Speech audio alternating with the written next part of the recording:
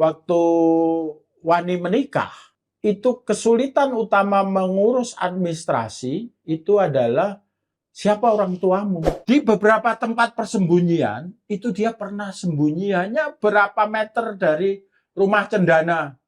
Rumahnya Presiden Soeharto. Rumahnya Presiden Soeharto. Jadi orang-orang yang kemarin menjadi korban dan hari ini menerima Soeharto sebagai pahlawan itu di kacamatanya Bung Wahyu Susilo jelas pengkhianat-pengkhianat itu. Pengkhianat politik itu.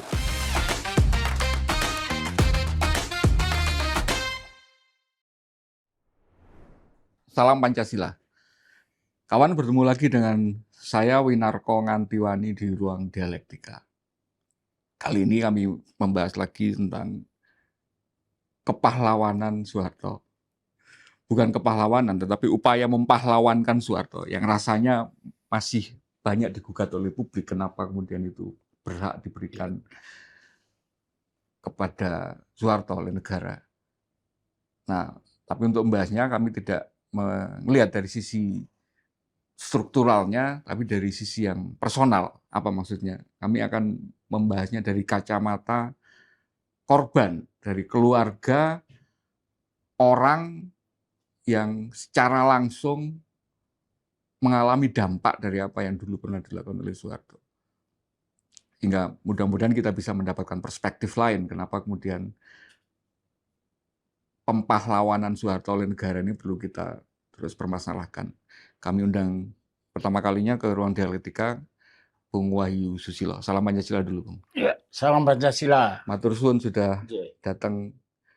Karena sudah sering sebenarnya pengen undang, tapi karena Bung Wahyu ini bagi teman-teman yang baru mengenal mungkin aktivitas beliau sebenarnya sangat berkaitan dengan tema-tema kita biasanya, itu soal ekonomi politik, karena beliau adalah direktur eksekutifnya Migran Care gitu. Tapi karena hari ini kita nggak bahas Soeharto, jadi kita nggak bahas soal ketenagakerjaan, Kang. Karena itu menarik sebenarnya hari ini ya, karena kemarin ada rencana pemerintah mau men-TKI-kan lulusan SMK gitu ya. Tapi nanti mungkin kesempatan berikutnya gitu. Kami ingin membahas tentang sosok Kang Widjidukul. Kakaknya Bung Wahyu Susilo, kakak kandungnya. Ceritakan ke kami dulu, secara keluarga itu bersaudara sama Kang Widjidukul itu berapa orang? Iya, terima kasih diundang di kanal Dialektika ini ya. Saya tentu senang ya bisa berbagi mengenai situasi, mungkin memperbandingkan ya situasi dulu dan situasi sekarang ternyata nggak berubah gitu ya. Nah, ketika misalnya isu pahlawan ini muncul, kemudian banyak orang juga terutama dari keluarga korban itu tentu mempertanyakan ini ya, juga soal Widjidukul gitu ya. Nah, saya kira memang kalau tadi ditanya soal hubungan gitu ya, saya itu adik kedua dari Widjidukul gitu ya. Ada satu kakak lagi saya di antara kemudian Widjidukul, kakak saya sekarang jadi pendeta gitu ya, Widjidukul yang paling tua. Sebenarnya ada kakak lagi Widjidukul tapi meninggal, dan saya sebenarnya juga punya adik tapi juga meninggal. Oh, berlima aslinya. Ya, semua laki-laki. Nah, kalau di dalam kultur Jawa itu Pendowo Limo, kan nggak kuat, berat kan. Nah, seperti itu. Sehingga kakak pertama sama adik yang bungsu. Ya. Yang tinggal bertiga, yang nomor 2 sampai nomor 3. Ya. Dan Kang Widjidukul akhirnya jadi yang tertua, jenengan tadi paling bontot. Ya. Itu ceritakan ke kami gini loh. Kami itu masih sangat awam tentang kok tiba-tiba muncul seseorang dari Solo yang bisa menjadi penyair sedemikian ini di zaman itu ya. Karena itu saat itu mungkin kalau penyair apa macam-macam biasanya kan kenalnya dari Jogja atau dari Jakarta gitu. Atau mungkin dari komunitasnya Bengkel Teater atau komunitasnya Rendra gitu. Saat itu kok bisa Kang Widjidukul itu muncul?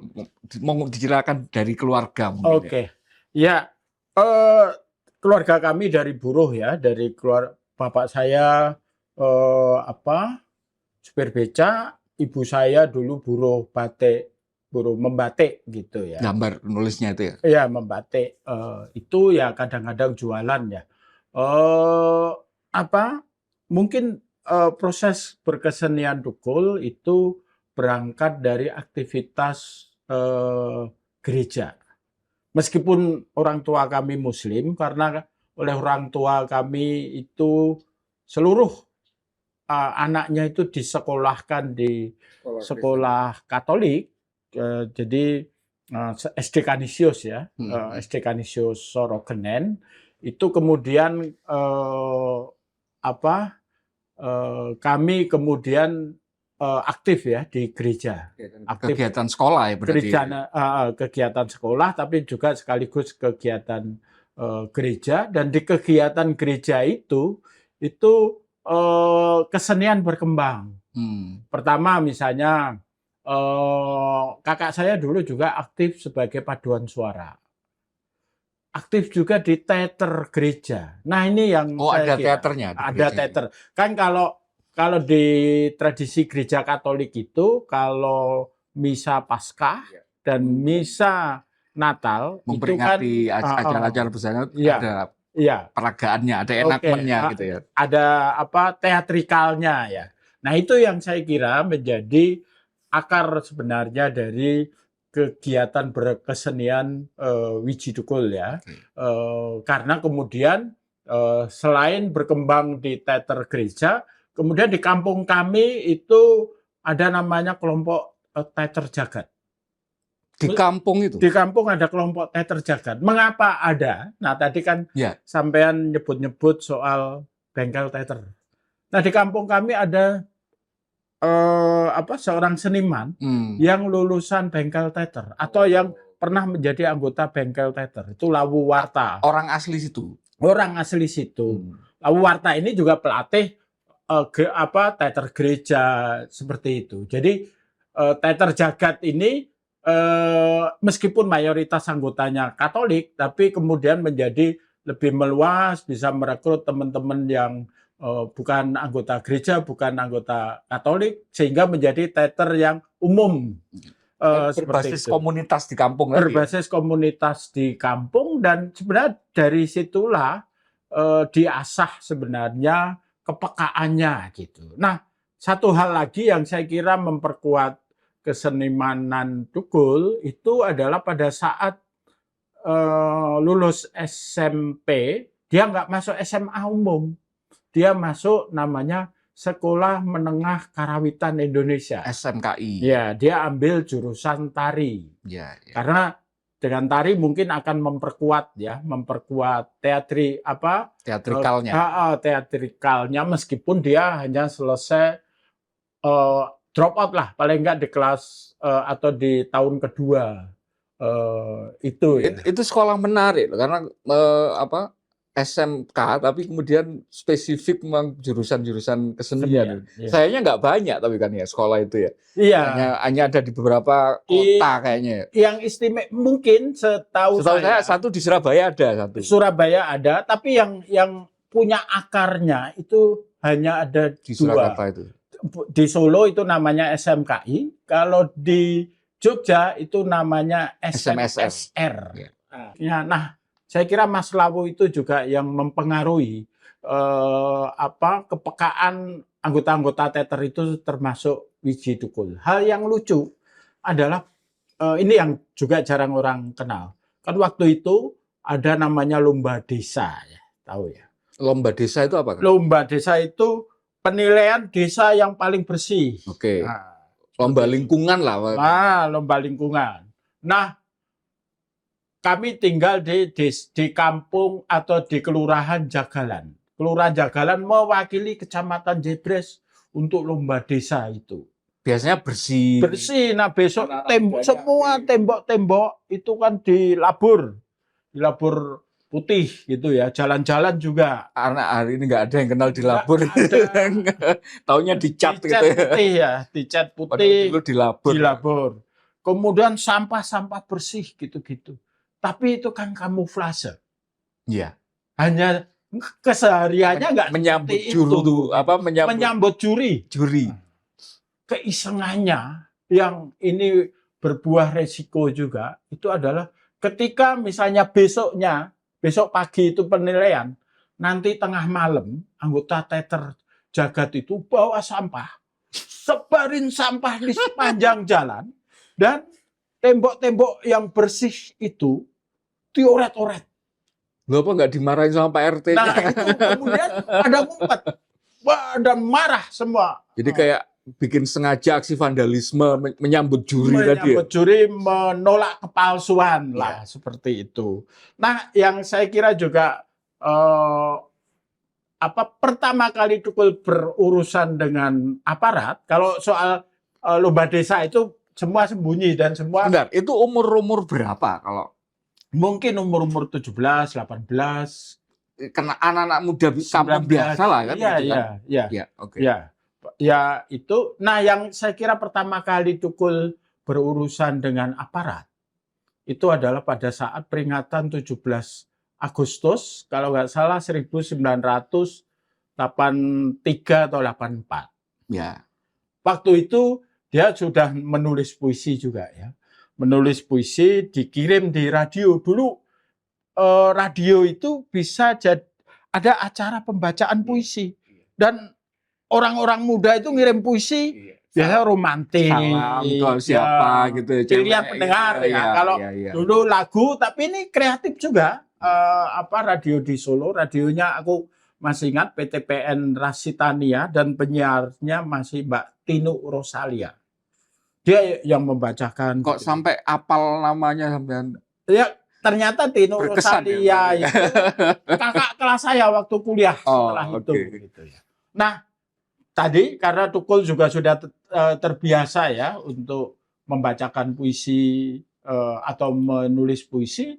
Nah, dia diminta untuk membacakan puisi di panggung 17-an. Malam peringatan 17-an itu. Ya, kalau di Solo sebenarnya setelah peringatan, pokoknya sepanjang bulan Agustus. Biasanya kan ada lomba-lomba dulu, terus pas tanggal puncaknya, gitu. Puncaknya biasanya penyerahan hadiah, anak-anak kampung ada yang kesenian tampil. Ya, betul. Nah, disitulah Tukul nggak siap sebenarnya waktu dan spontanitas.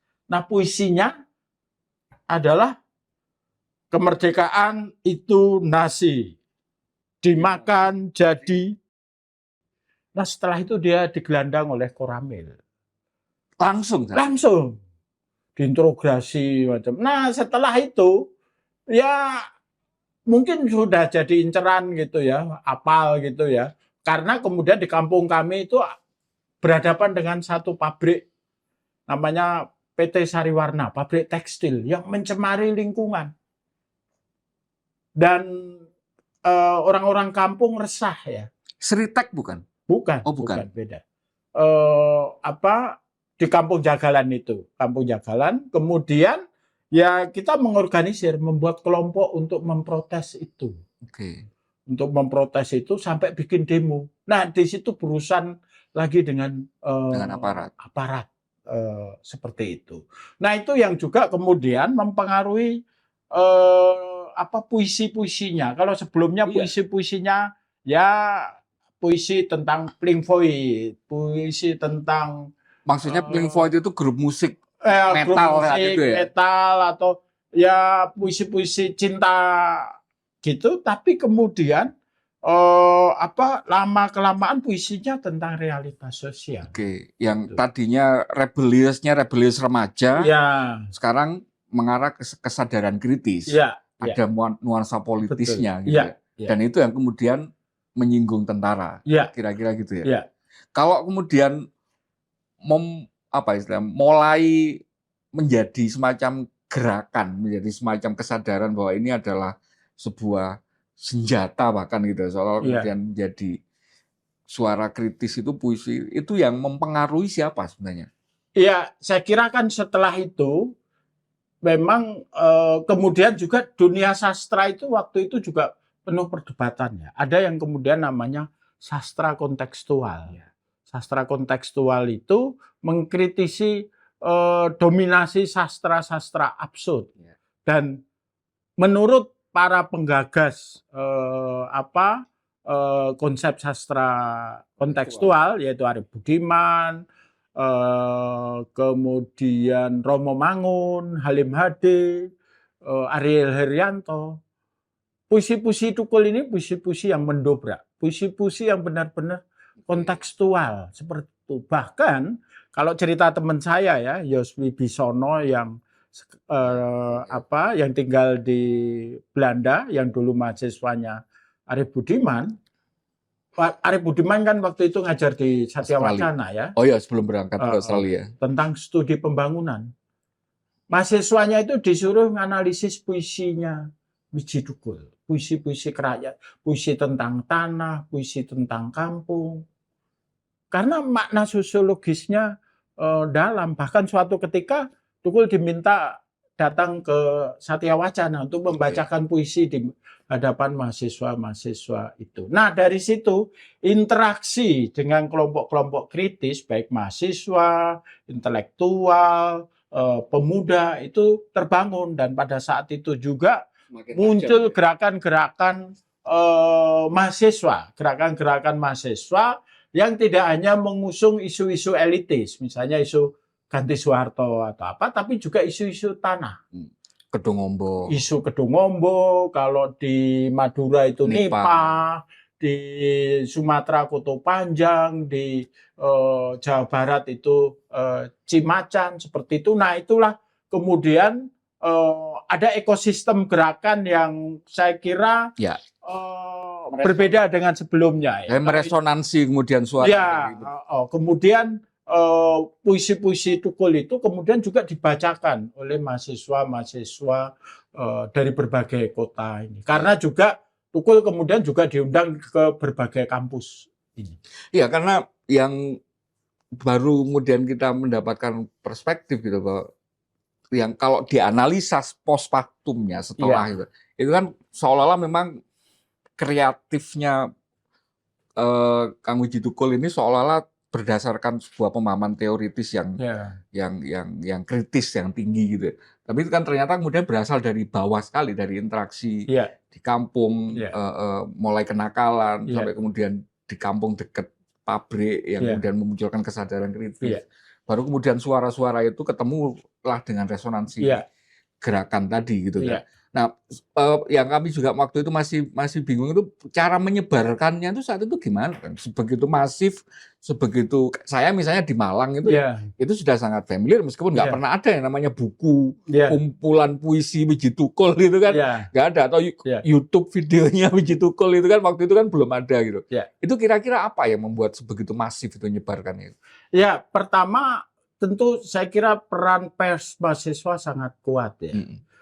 Pers mahasiswa dan pers alternatif itu kuat. Mungkin pers mahasiswa dulu, kan pers alternatif itu baru muncul setelah pemberedelan Tempo tahun 94. Tapi pers mahasiswa, tradisi pers mahasiswa itu kan sudah muncul tahun 70-an, tahun 80-an. Saya kira tahun 80-an, 90-an itu adalah puncak dari pers mahasiswa, dan puisi-puisi itu disebar di situ. Nah, kemudian juga berkembang kelompok-kelompok diskusi ya, kelompok-kelompok diskusi di berbagai kota. Modalnya hanya fotokopi ya, dan stensilan. Ya mungkin yang agak canggih stensilan, karena yang dikirim masternya dia bisa nyetensil sendiri gitu. Nah, itu yang saya kira tidak terjadi sekarang ini kan, tidak terjadi sekarang ini, dan disitulah sebenarnya jejaring itu terbentuk, jaring gerakan mahasiswa, gerakan perlawanan, di situ terbentuk juga. Kemudian ini mendorong sebenarnya aktivitas gerakan mahasiswa itu tidak sekedar demonstrasi, tapi juga ada ekspresi seni, ada ekspresi budaya, seperti itu. Iya, kayak teater itu saya ingat benar itu menjadi memang salah satu kanalnya ya ketika teman-teman kritis itu kemudian berekspresi kesenian gitu kan. Nah, jaringan-jaringan itu kan saat itu memang semakin semakin mengental Iya, gitu ya, iya, dengan iya, di sisi lain represinya semakin kuat. iya, Nah, ceritakan sejak awal bersentuhan dengan militer itu kan, yang jenengan adiknya pasti diceritain kan. Yang gumen di kami itu kan, kok orang ini nggak ada takut-takutnya gitu. iya, Kira-kira dari awal itu ketika pertama kali yang habis puisi 17-an, iya. kalau seingat saya namanya kalau dulu itu deklamasi kan, Deklamasi. lomba deklamasi gitu. Hanya kemudian panggung 17-an terus Iya, digelandang nggak tahu ke Koramil atau iya. kemana. Itu waktu itu apa nggak takut? Ya mungkin nggak takut ya karena kemudian di backup oleh kawan-kawannya gitu ya, di backup oleh kelompok teater itu Jagat tadi sendiri, ya? teater jagat itu ya. Jadi dan itu mungkin malah memicu adrenalinnya ya untuk lebih, oh ternyata dengan puisi aja Kalian bisa bikin orang kelabakan gitu kan. kupingnya merah. Ya, saya kira itu di puisi-puisi Wiji Tukul kemudian tercermin ya. Iya, ada Tercermin dan dia seolah-olah menantang. ada momen kemudian dia melihat bahwa dia harus berpuisi yang bisa menggerakkan. Ada puisi yang berjudul Ancaman. bukan apa guna Apa guna? puisiku ini. Seperti itu. Jadi ada semacam proklamasi bahwa puisi dia itu harus mencerminkan realitas, mencerminkan kehidupan buruh. Judul puisinya ini, apa yang berharga dari puisiku. Okay. Kalau adikku tidak masuk sekolah karena nggak bayar SPP, kalau buruh-buruh dibayar upahnya rendah, seperti itu. Gitu. Nah setelah itu puisinya banyak bicara soal tanah, soal penggusuran, juga soal Kedung Ombo. Jadi relatif awal sekali ya kesadaran bahwa yang namanya puisi ini itu akan bisa menggerakkan, akan bisa menjadi kekuatan itu ya. Yeah. Hingga kemudian berikutnya semakin tajam, semakin politik gitu ya, semakin yang tentu saja akan semakin membuat represinya semakin kuat. Yeah. Nah, ceritakan lebih detail lagi yang pernah dialami represi-represi yang sebelum ngomong kejadian penghilangannya ya. Selama proses itu pernah mengalami apa aja? Iya, yang pertama pasti yang di panggung itu ya. Yang kedua itu tadi kita protes di pabrik Sariwarna itu, kita demo karena nggak ada media yang memuat. Kita demo ke Monumen Pers sebagai bentuk ekspresi kita memprotes juga wartawan yang bungkam pada kasus itu. Nah itu juga ditangkap, sempat diinterogasi di Polresta Solo itu ya. Kemudian kasus Kedung Ombo, karena saya dan Tukul aktif kemudian waktu itu di Kedung Ombo ya. Saya memulai aktivitas di kampus dan waktu itu konsolidasi kampus itu juga sudah mulai muncul antar kota. Kemudian terbentuk namanya Komite Solidaritas Kurban Pembangunan Kedung Ombo. Pada saat Soeharto meresmikan waduk itu, tahun berapa itu? 91. Rumah kami itu diawasi sama Koramil gitu loh. Padahal lah ngopo dia kan mau melarat kok anu. Karena saya tanya sama Koramilnya, karena Koramilnya tangga saya juga gitu. Pak D, kok sampean ngawasi omahku iki apa? Iku mau perintah yo. Kan kowe mbiyen melu demonstrasi Kedung Ombo, iki ning kono lagi diresmike karo Pak Harto. Seperti itu. Dan enggak bikin masalah gitu. Dan dia kemudian tanya, Kang Masmu ning ndi? Gitu. Setelah itu kemudian karena tahun 94 itu kan sudah lebih politis lagi ya. Terbentuk namanya Persatuan Rakyat Demokratik. Belum Partai Rakyat Demokratik ya. Nah, Tukul ketua Biro Budaya.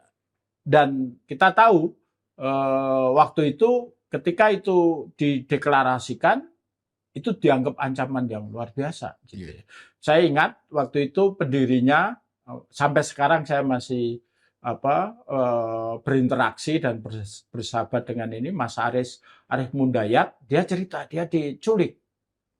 Kemudian Mas Riyadi Gunawan, saya kira teman-teman juga yang kemudian pernah menjadi anggota DPRD Jogja ya, dari PDIP itu juga diambil.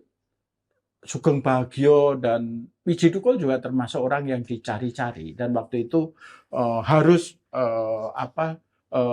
sembunyi ya di situ. Itu tahun 94. 94 ketika masih bernama Persatuan Rakyat Demokratik. Nah, kemudian di tahun 95 itu kan 50 tahun Indonesia merdeka. Iya. Dulu namanya Peringatan Indonesia Emas. Nah, saya ingat itu salah satunya kayak menyambutnya itu ada ini kita bisa akan punya pesawat gitu. Nah, gitu. Era tinggal landas Nah, gitu betul. kan. Nah, di situ Tukul karena kemudian konsolidasi di Persatuan Rakyat Demokratik itu Biro Budayanya itu kemudian punya kelompok kebudayaan namanya Jaringan Kerja Rakyat ya, Caker kalau nggak salah, itu menyelenggarakan kayak sindiran lah terhadap peringatan Indonesia Emas gitu. Namanya Peringatan Indonesia Cemas. Dia bikin pameran lukisan anak-anak, bikin diskusi Di mana nih? Di Jakarta? di Solo. Oh, di Solo. Di depan rumahnya di Sanggar Sukabanjir namanya. Itu dia bikin diskusi, pembicaranya Dadang Kristanto, Hilmar Farid yang pernah jadi Dirjen Kebudayaan dan Wiji Tukul. Itu diserbu sama aparat.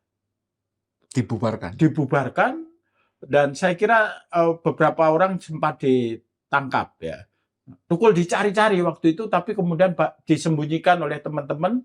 Saya baru tahu kemudian dia disembunyikan di kampus sastra UNS tempat saya kuliah. Karena waktu itu kan zaman itu orang mahasiswa masih bisa nginep di kampus gitu kan. Nah, dulu masih bisa kemudian punya safe house ya di situ gitu. Karena tentara nggak masuk itu. Saya kira yang paling kemudian membekas dan itu di beberapa puisi Tukul itu dia selalu menuliskan itu. Saya kira itu kemudian menimbulkan luka yang dalam ya, baik luka fisik maupun luka batin Tukul. Itu ketika demo besar di Sritek.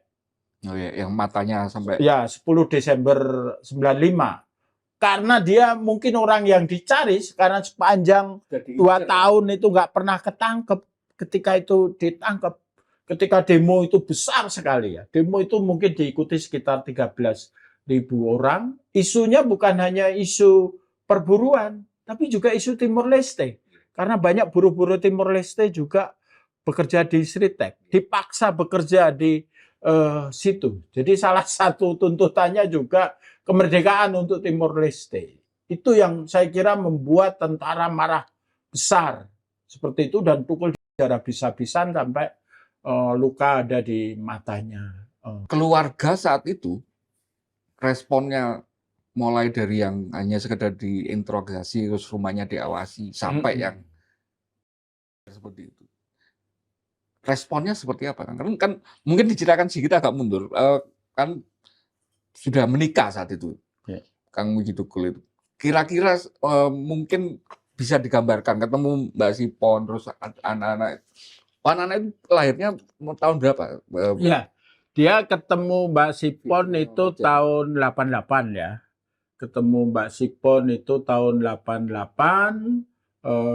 Ya menikah mungkin di akhir tahun 88, melahirkan Fitri Ngantiwani itu mungkin kalau Fitri itu lahir kalau nggak salah tahun 90.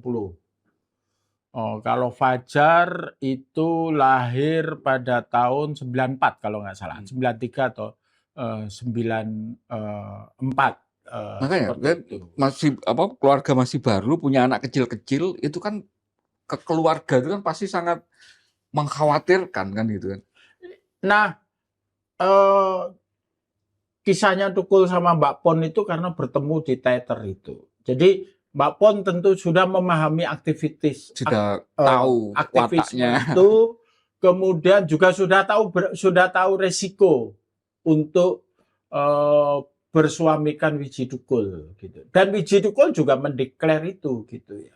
Saya kira di beberapa puisinya dia menyampaikan itu. Terimalah aku apa adanya lah kalau dalam bahasa lagu-lagu sekarang gitu ya. Bojomu ini Iya. suamimu orang bahaya ini.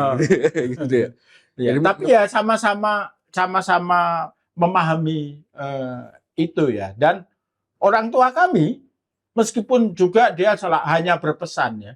Dia hanya berpesan ya kalau mau demo hati-hati. Nggak pernah melarang. Tapi pesannya ya hati-hati. Nggak usah ikut-ikutan. Ya nggak ikut-ikutan, no, soalnya kami yang mimpin. No. Gitu. Kalau Bung Wahyu sendiri sebagai adik ada kayak gitu semacam meyakinkan jangan takut apa-apa, gitu, jangan khawatir. Gitu. Nah ini yang harus saya ceritakan ya. Saya pada zaman mahasiswa semester awal itu dalam bahasa dia saya termasuk kelompok mahasiswa yang dekaden.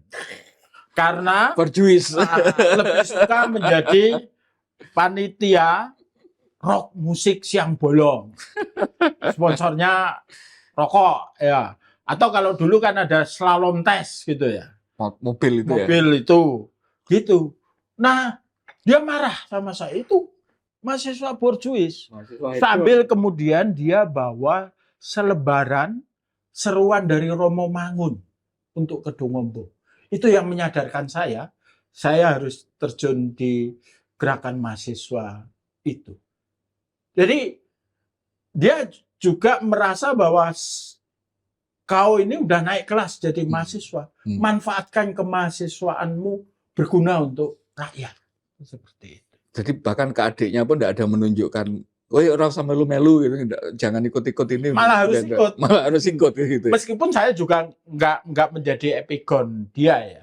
Ini yang lucu juga yang orang baru tahu sekarang gitu ya.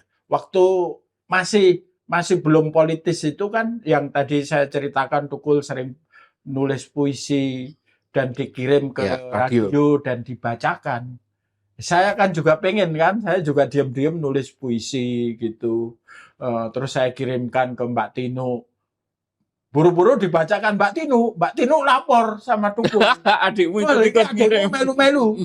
Terus Tukul bilang, rasa melu-melu aku nulis puisi. Sampai sekarang saya kemudian nggak akan nulis puisi. Nggak seperti itu. Tapi ya itu. Ya, ini biar dapat gambaran karena aktivitas-aktivitas yang dilakukan menyinggung tentara, isu yang menyinggung tentara saat Orde Baru. Itu kan sesuatu yang sangat mengerikan. Gitu. Karena tidak jauh sebelum itu misalnya pernah ada kejadian 65 yang kemudian bagaimana memori kolektif itu ketika berlawanan dengan Orde Baru itu akan sangat beresiko gitu. Ada lagi kejadian Petrus misalnya atau juga kejadian pelanggaran HAM. Nah, saat itu kan ancaman resikonya keselamatan itu kan mestinya sangat nyata gitu. Tapi ternyata itu tidak menghalangi atau tidak menyurutkan keberanian seorang Wiji Tukul. Iya, karena pada masa itu juga keberanian massa, gerakan mahasiswa, gerakan pemuda, seniman-seniman seperti Rendra, Semsar Siahaan itu juga muncul gitu ya. Jadi semangat zamannya adalah pada saat itu adalah saling menularkan melawan. Dan apa yang sering kali orang menjadi trauma politik ya, peristiwa 65, Petrus, itu menjadi bahan puisi dari Wiji Tukul. Wiji Tukul pernah menulis kisah tentang tetangganya yang mantan Tapol, yang tuli, tentara. Kemudian juga menulis puisi tentang Petrus. Misterius. Karena apa? Karena orang-orang yang itu bagi kami itu orang-orang biasa, teman kami juga, kakak kami juga gitu. Misalnya gini ya. kami punya sahabat, kakak lah kalau saya manggil Mas. Mas apa? Mas MT lah saya sebut gitu ya. Mas MT itu memang tatonya luar biasa gitu ya. Nah, setiap kali saya pulang sekolah, dia panggil saya, Le, sini. Terus dia tulis tuh, tulis minta whisky, minta rokok, minta roti, minta apa gitu ya. Terus? Rokok, roti. Nah, Le, kasih ke Mbah Sabun. Disuruh bawa ke seseorang. Ke apa? Pemilik toko kelontong. Oke. Jatah preman gitulah. Jatah preman setiap minggu itu dia selalu minta list itu gitu. Jadi kertas sek rokok ya, lintingan itu bagi dia kayak cek. Dan itu Bung Wayo jadi kurirnya. Jadi kurirnya. Dan setiap saya sampai rotinya dikasih ke saya. Saya kan dia baik hati. Dan dia nggak pernah ganggu orang-orang miskin. Kayak Robin Hood lah. Iya. Dan betapa saya menangis ketika dia sebagai kali. Image kemudian bahwa dia itu penjahat itu tidak dirasakan Bung Wayo, tidak dirasakan masyarakat di situ. Masyarakat sekitar enggak. Puisi-puisi itu menuliskan tentang itu. Iya. Bahkan dia berjasa untuk kemenangan Golkar. Maksudnya gimana? Karena gali-gali waktu itu juga mengintimidasi orang untuk memilih Golkar. Kalau di puisi-puisi Tukul itu, gali-gali itu, ya setelah kalau kita baca ya, kemudian laporan Komnas HAM, Tempo kayaknya pernah menulis, kemudian Ian Wilson kayaknya juga pernah menulis. Dia gali-gali yang dibikin itu, salah satunya adalah agar mereka nggak nuntut setelah dia memenangkan Golkar di pemilu 82. Iya. Hingga kemudian meskipun berbagai macam kejadian itu terjadi di sekitar dan lekat sekali karena berkaitan dengan orang yang dikenal, itu lagi-lagi tidak mengurangi semangat perlawanan tadi. Gitu. Sekarang kita melompat ke tahun 96 gitu ya. Setelah sudah jadi pengurus pusat PRD ini, ketua divisi budaya, terjadi kemudian kejadian kuda tuli kan gitu. PRD diburu, termasuk pengurus-pengurus terasnya kan. Mohon diceritakan lebih detail di periode ini. Kejadiannya seperti apa? Ada eskalasi apa yang dilakukan tentara terhadap Kang Uji Tukul gitu.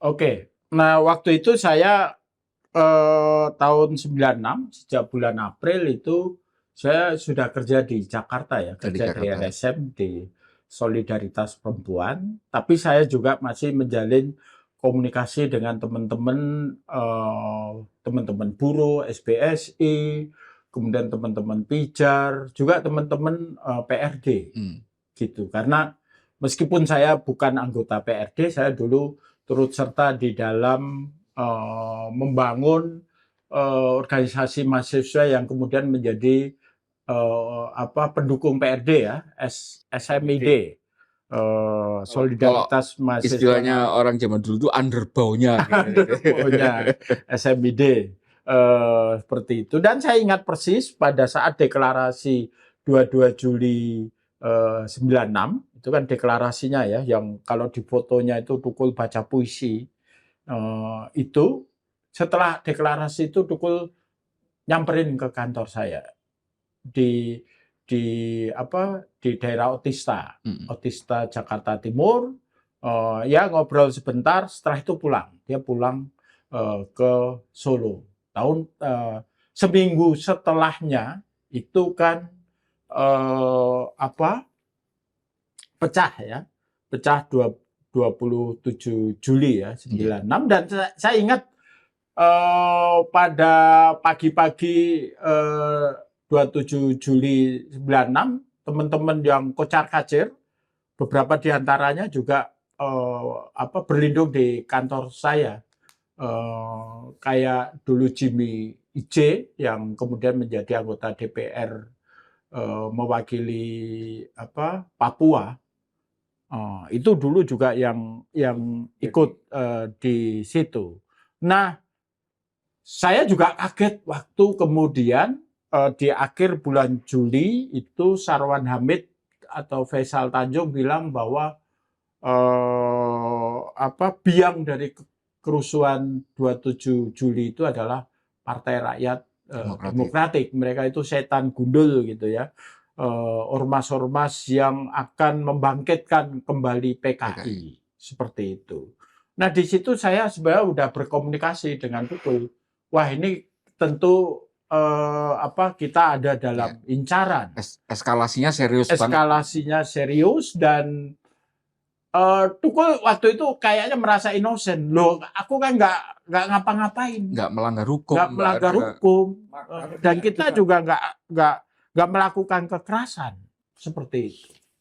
Tapi saya kira insting politik dari Mbak Pon itu kuat yang mengingatkan Tukul untuk segera pergi dari rumah, menyelamatkan diri dari incaran aparat. Ada satu puisinya, judulnya Para Jenderal Marah-Marah ya. Saya akan bacakan itu karena itu memperlihatkan kemudian disinilah awal mula Tukul harus melarikan diri. Monggo. Para jenderal marah-marah. Pagi itu kemarahannya disiarkan oleh televisi. Tapi aku tidur.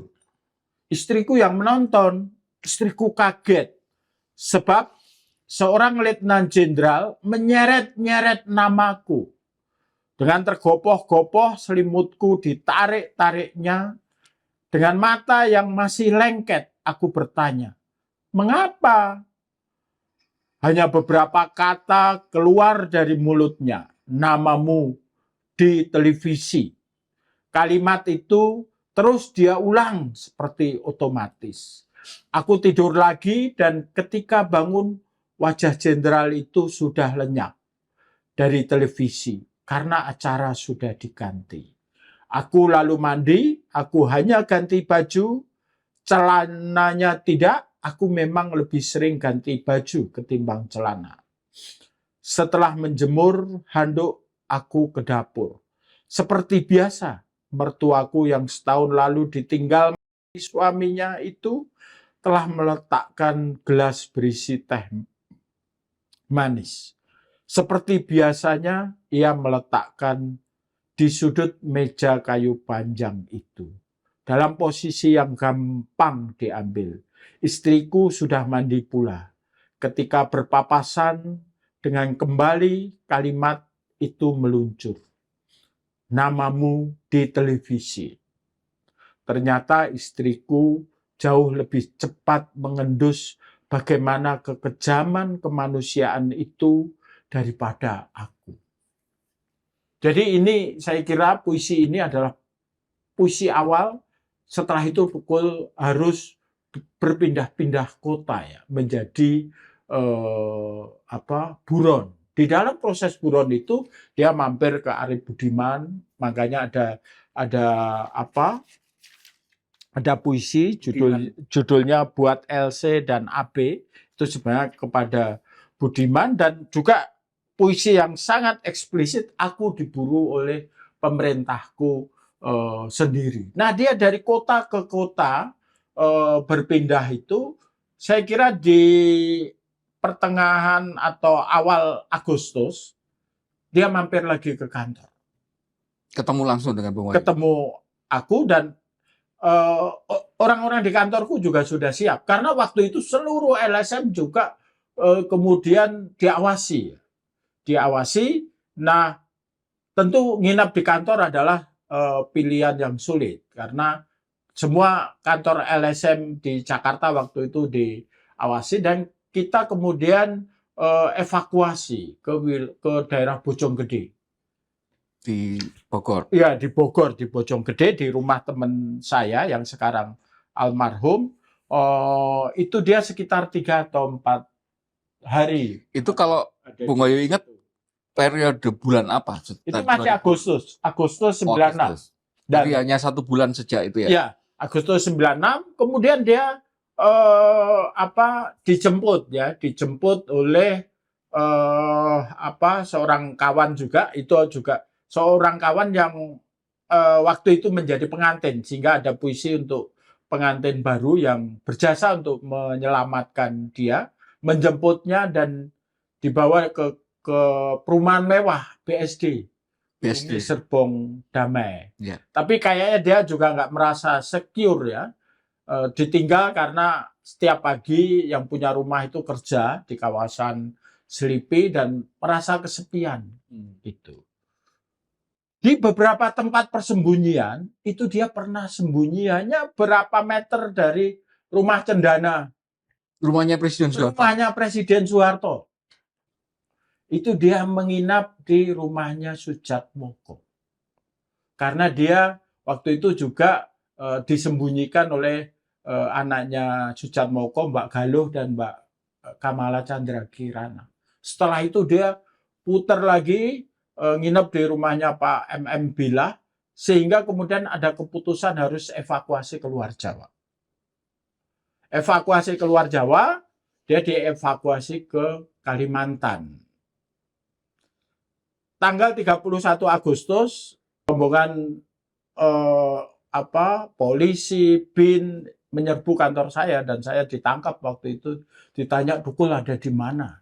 Gitu.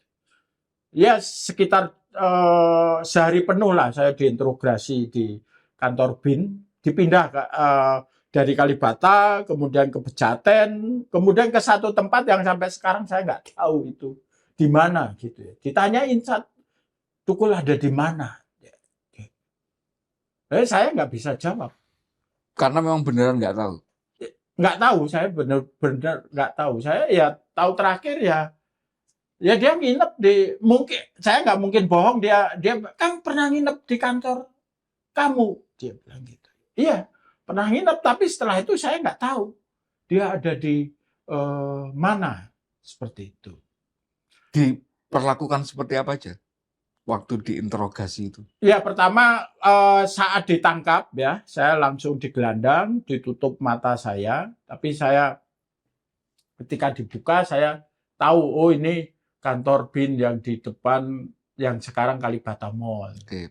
Kantor BIN yang ada di Pejaten. Tapi satu tempat itu saya nggak tahu, dan satu tempat itu sangat mengerikan. Itu mungkin bukan hanya saya ya, orang-orang teman-teman PRD yang lain ngalami dijeburin kolam yang sekian tapi kolamnya kotor sekali. Ditidurin di balok es, dengan kepala dikasih ember, seperti itu. Sampai ketika saya dibebaskan, itu saya udah nggak merasa sakit lagi. Karena saking sakitnya itu, rasa sakit itu hilang gitu. Sempat sampai berapa hari itu, Bung? 2 hari mungkin ya, 2 hari. Nah, ya saya merasa waktu itu trauma berat juga gitu. Jadi pertanyaannya hanya satu lagi, di mana Wiji Tukul gitu? Iya, pertanyaannya sebagian besar di mana Wiji Tukul itu. Keluarga kemudian menerima semua posisi yang pelarian itu seperti apa di momen itu? Ya saya kira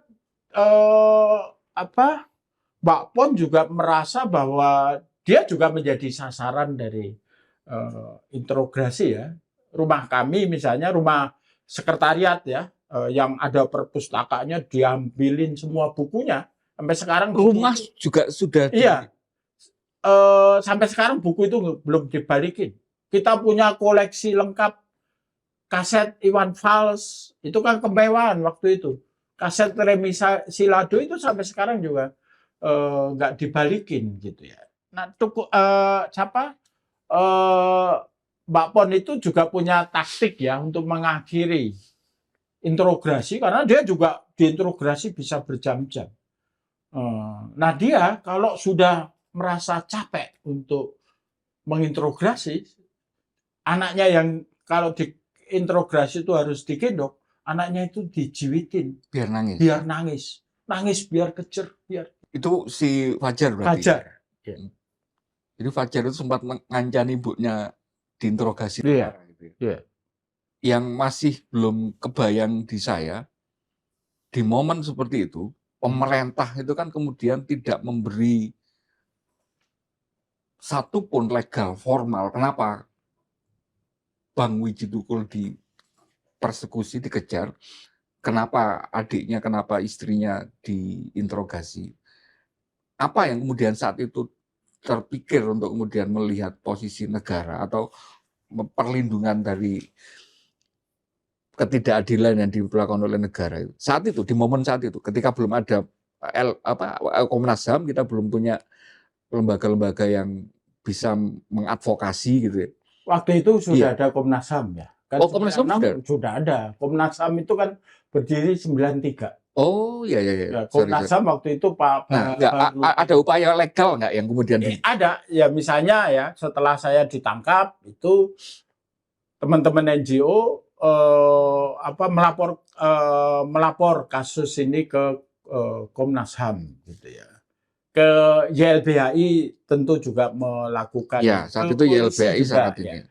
Misalnya ketika kita saya masih ingat saya didampingi Mbak Nur Sabani Kaca Sungkana. Ya. Dia datang ke Polda Metro Jaya, dan menurut pengakuan orang Polda Metro Jaya itu bukan operasi kami. Polisi tidak ikut-ikut. Iya. Itu bukan operasi kami, itu operasi tentara. Dia bilang.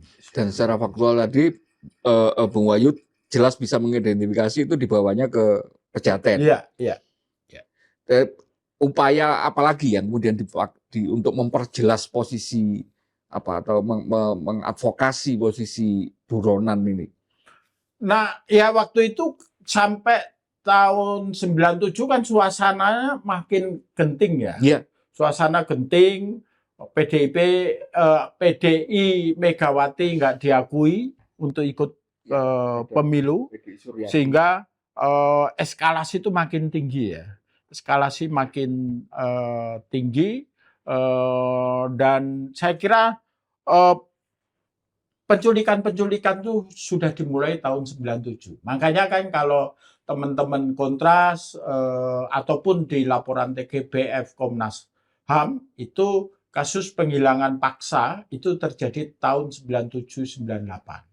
Tahun 97 itu sudah mulai. Itu kebanyakan korbannya adalah teman-teman PDI Mega dan Mega Bintang ya, yang kemudian mereka menjadi satu ya, ada koalisi Mega Bintang seperti itu. Baru di tahun 98 itu adalah teman-teman PRD. Teman-teman PRD itu melakukan perlawanan baik secara semi legal maupun perlawanan legal ya. Waktu itu ada Komite Perjuangan Nasional Demokrasi atau apa itu ya, yang seruannya memang sangat politis, menolak sidang umum MPR dan menolak Soeharto. Nah, disitulah saya kira di sepanjang menjelang sidang umum MPR bulan Maret, April, Mei, yang kulminasinya itu kan sidang umum MPR Maret ya. Kulminasinya itu kejatuhan Soeharto. Disitulah rentetan kejadian penculikan itu terjadi ya. Eskalasinya semakin ke Jati, kemudian ke Andi Arief, ke teman-teman yang sekarang ini jadi pejabat. Repotnya itu mengabdi pada orang yang menjadi dalang dari penculikan itu. Nah, saya kira waktu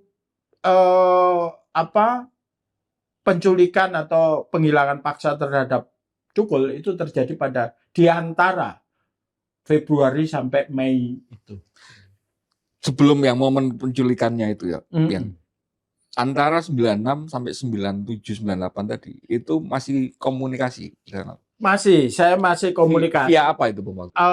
Ada via telepon. Saya kebetulan tinggal di kos saya itu juga menjadi safe house bagi teman-teman yang buron juga gitu ya. Kos saya di daerah madrasah, yang salah satu penghuni kos itu yang pernah jadi calon presiden juga, Mas Ganjar. Itu, nah saya terakhir bertemu muka dengan Tukul itu sekitar bulan Oktober atau November tahun 97 di Gramedia Matraman. Matraman. Ya, disitulah kita beli buku. Dia minta beli beberapa buku ya. Saya ingat waktu itu ada buku kumpulan puisi, kemudian ada buku. Dia sangat idola dengan Gandhi dan Nelson Mandela. Kayak dia beli 2 buku itu dan minta saya bayarin dan bercerita bahwa saya akan ke Solo. Tapi saya mungkin tidak menjumpai keluarga di Solo. Saya akan mungkin bertemu di sekitar Jogja atau Magelang. Jadi Mbak Sipon sama anak-anak yang ya, sana. Karena itu tempat yang mungkin lebih aman ya ketimbang di Solo. Kalau kita lihat film Istirahatlah Kata-kata, saya kira sequel pertemuan itu yang digambarkan di dalam film itu. Sampai momen dinyatakan hilang. Iya. Itu seingat Bung Wahyu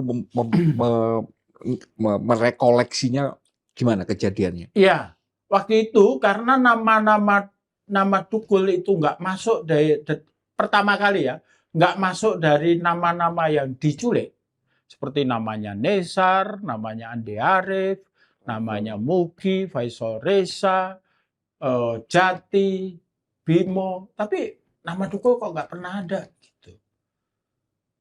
Sehingga di bulan Mei 98 ketika Soeharto jatuh, terbersit ada optimisme mungkin Tukul berani pulang.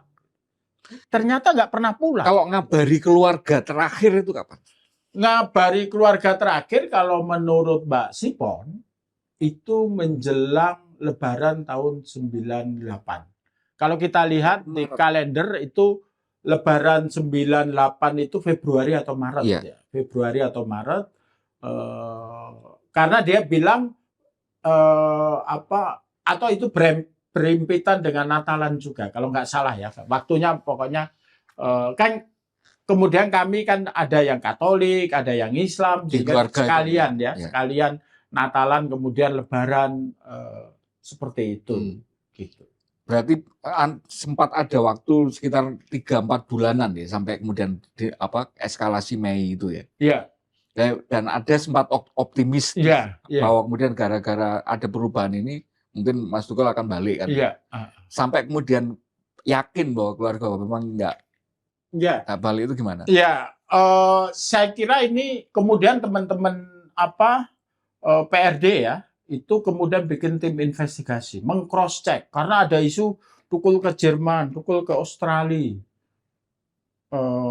seperti itu dan ditanya ke orang-orang itu dan ditemukan bahwa ternyata semua nggak valid atau ya nggak ada gitu, nggak nyata gitu.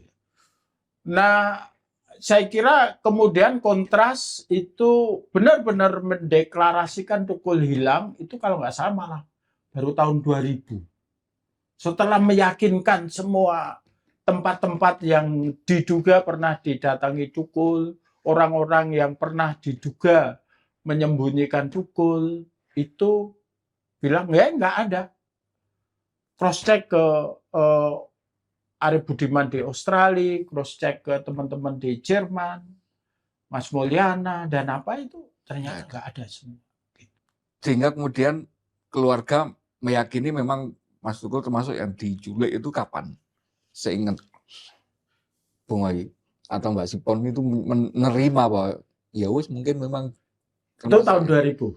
Setelah Kontras mau 2000 bulan Maret karena kita didampingi Kontras ya melaporkan secara resmi Widji Tukul ke Polda Metro Jaya dan waktu itu direktur Kontrasnya Munarman.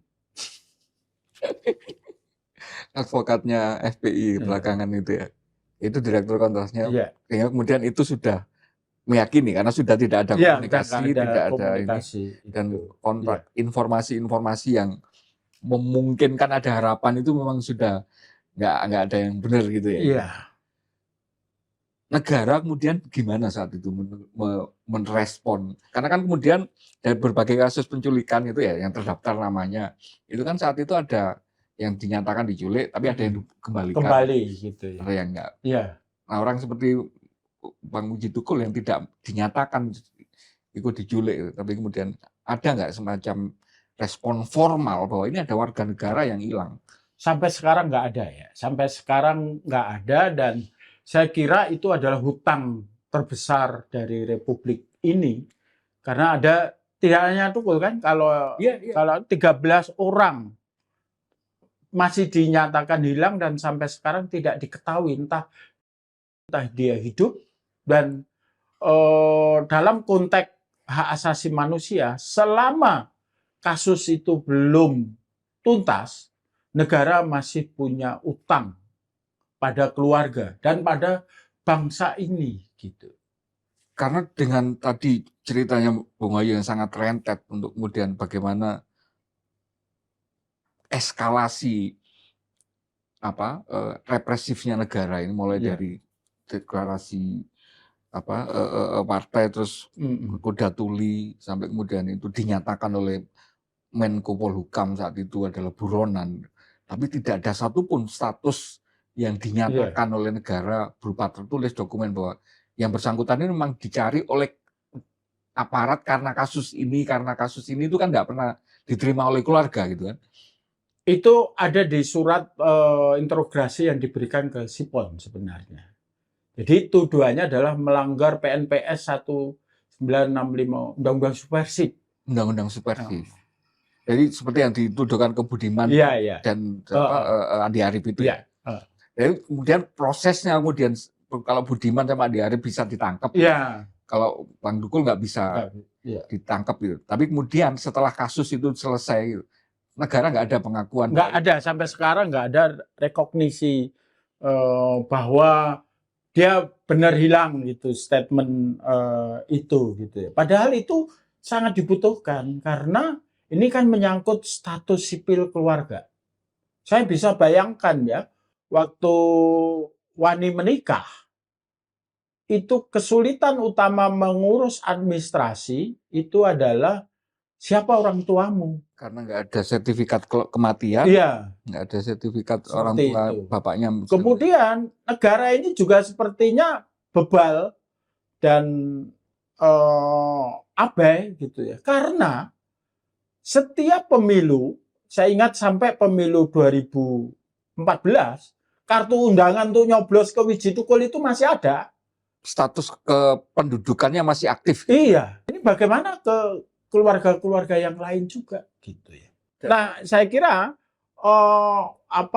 hal yang mungkin menolong ya, sebenarnya juga sedikit menolong itu ketika misalnya Komnas HAM di zamannya Ifdal Kasim itu menerbitkan surat bahwa Wiji Tukul adalah korban dari penghilangan paksa. Itu baru dokumen dari negara, kuasi negara kan. Komnas HAM kan nggak lembaga negara kan, lembaga kuasi negara yang menyatakan itu, dan itu setidaknya itu bisa membantu status sipil keluarga itu. Saya tahu ini tidak hal yang sederhana karena tema impunitas dan sebagainya itu sangat serius dan panjang. Tapi untuk kemudian mencoba menyarikan bahwa tahun 98 dinyatakan atau keluarga meyakini itu sudah hilang, secara formal kemudian kontras menyatakan itu tahun 2000 sehingga keluarga sangat yakin. Sampai hari itu ada periode 25 tahun. Sudah pergantian presiden pemerintahan itu 5 kali. Dan tidak ada sekalipun ada semacam rekognisi dari negara terhadap ada warga negara yang oleh periode pemerintahan tahun 1997 itu dipersekusi, diburu, dan tidak ada kejelasan terhadap nasibnya sampai hari ini. Dan orang yang sudah menjadi presiden di periode itu hari ini menjadi pahlawan, dinyatakan menjadi pahlawan.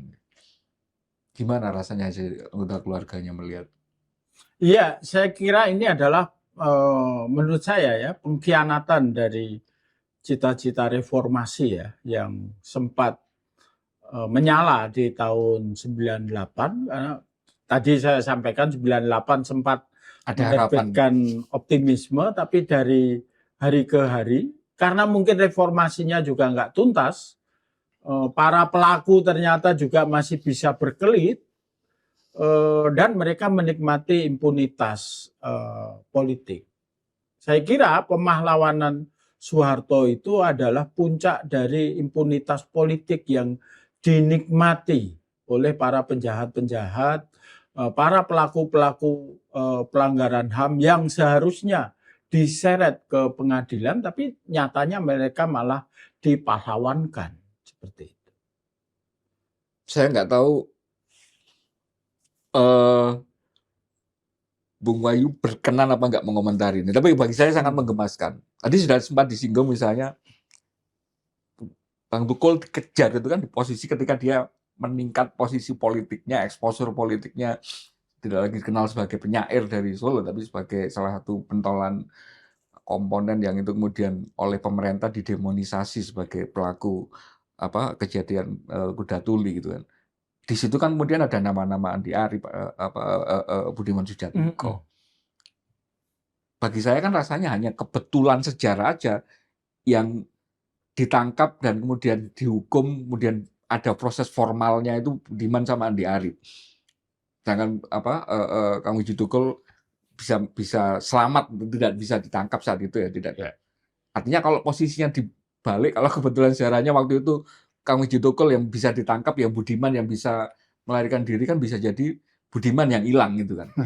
Nah, orang-orang yang kemudian hari ini ternyata beberapa pemerintahan berikutnya, kalau Andi Arief hari ini enggak ya, tapi kemarin zamannya SBY Andi Arief sempat jadi politisi yang punya kekuasaan juga.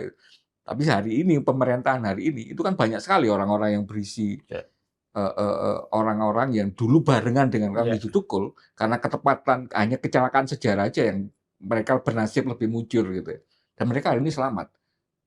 Tapi mereka hari ini punya kekuasaan tapi diem. Gimana rasanya? Iya,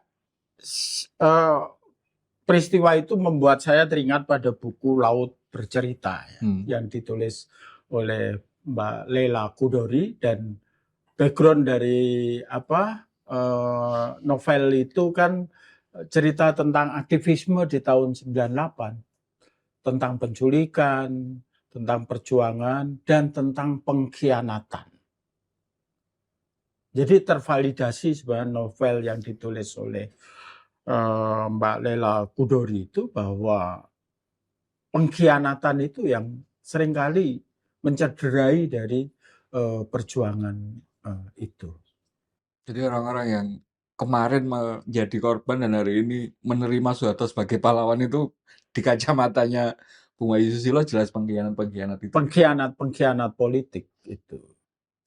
Tidak ada kata yang kemudian saya rasa pantas untuk menutup ini, tapi saya memberi kesempatan untuk kira-kira harapan untuk ke publik aja. Kalau ke pemerintah rasanya sudah bebal, ke para aktivis yang sudah ini rasanya Adi Nurani sudah mati, tapi ke publik aja biar publik kita lebih menyadari apa sih dampak atau makna dari mempahlawankan Soeharto, seseorang yang sudah bertanggung jawab untuk menghilangkan Wiji Tukul ini.